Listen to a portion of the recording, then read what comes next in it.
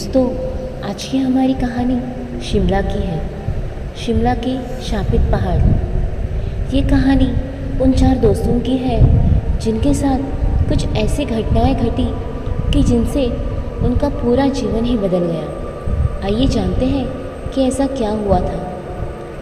मुंबई शहर के रहने वाली प्रिया शर्मा अपने दोस्तों के साथ रवि, साहिल और विजय के साथ शिमला जाने का प्लान कर रही थी। सबने शिमला जाने के लिए एक बस की। कुछ देर बाद प्रिया सो गई। जब प्रिया की नींद खुली तो उसने देखा कि बस में कोई नहीं था। बस का ड्राइवर भी नहीं था। बस अपने आप ही चल रही थी। उसने सारे दोस्त भी नहीं थे। यह सब देखकर प्रिया डर के मारे ज़ोर ज़ोर से चिल्लाने लगी। अचानक उसे लगा कि उसके पीछे कोई खड़ा है। जब उसने पीछे मुड़ के देखा तो वहाँ पे एक लड़की बैठी हुई थी। उस लड़की का चेहरा जला हुआ था। ऐसा लग रहा था कि किसी ने उसके चेहरे पे एसिड फेंका हो। ऐसा भयंकर चेहरा देखकर प्रिया ने बचाओ बचाओ चिल्लाना शुरू कर दिया। और अचानक प्रिया की नींद खुल गई। वो एकदम डरी हुई थी और पसीने से पूरी भीग गई थी। पास में बैठे हुए विजय ने पानी की बोतल दी और बोला, शायद तुमने कोई सपना देखा होगा। प्रिया विजय को देख के खुश हो गई।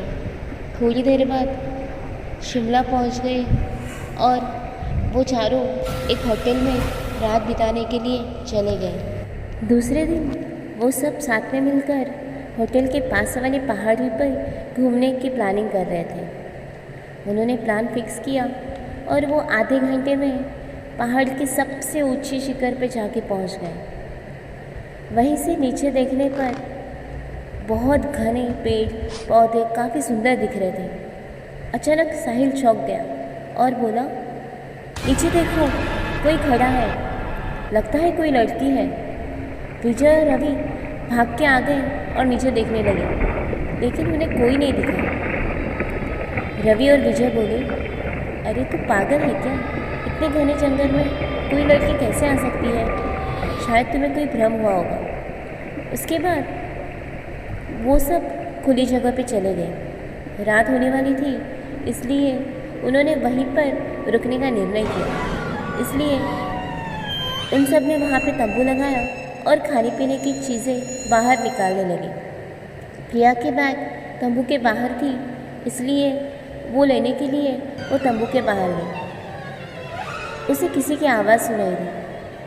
प्रिया ने उस आवाज़ की ओर देखा तो उसके सामने कोई 3 आदमी आते हुए दिखाई दिए। उनके हाथ में धारदार हथियार देखकर प्रिया तो डर गई और दौड़कर तंबू के अंदर चली गई। उसने अपने दोस्तों को कहा, पर किसी ने उसकी बात पे विश्वास नहीं किया। प्रिया चिल्ला कर बोली, तुम सब पागल हो गए हो? इतनी रात में मैं मजाक करूँगी? प्रिया की बातें सुनकर तीनों उसके साथ बाहर आ जाते हैं। वो पहाड़ से नीचे देखते हैं तो उन्हें लगता है कि कोई 3 लोग उनकी ओर आ रहे हैं। ये सब देखकर वो चारों डर जाते हैं और अपना सामान समेटने लगते हैं और एक बड़े पत्थर के पीछे जाके छुप जाते हैं। थोड़ी देर में वह अनजान लोग ऊपर आ जाते हैं। प्रिया देखती है कि उनके हाथ पैर और उनका सर आम आदमी जैसे बिल्कुल नहीं है। वो सब एक जगह पे बैठ जाते हैं और कुछ तांत्रिक विद्या शुरू करते हैं। उनमें से एक आदमी अपने हाथ की उंगली को काट देता है, लेकिन अंधेरे की वजह से उन्हें कुछ भी ठीक से दिखाई नहीं देता। अचानक उन चारों ने देखा कि एक लड़की उन आदमियों के पीछे आके लेट जाती है। कोई नहीं जानता कि आखिर वो लड़की वहाँ पे पहुँची कैसे। प्रिया ने कहा, मुझे कुछ समझ नहीं आ रहा है। आखिर ये सब क्या हो रहा है? मुझे बहुत ही डर लग रहा है। एक के बाद एक वो तीनों उस लड़की को सूंघने लगे। वहीं पे अचानक उस लड़की ने अपनी उंगली उठाई और उन चारों की तरफ इशारा करने लगी। वो सब डर गए। वो 3 उस लड़की को छोड़ के प्रिया और उसके दोस्तों की तरफ बढ़ने लगे। प्रिया और उसके तीनों दोस्त पहाड़ी के नीचे होटल की तरफ दौड़ने लगे। उनकी आवाज़ सुनकर वो 3 अनजान लोग उनकी तरफ भी दौड़ने लगे। प्रिया और साहिल सबसे आगे थे और विजय और रवि उनके पीछे दौड़ रहे थे।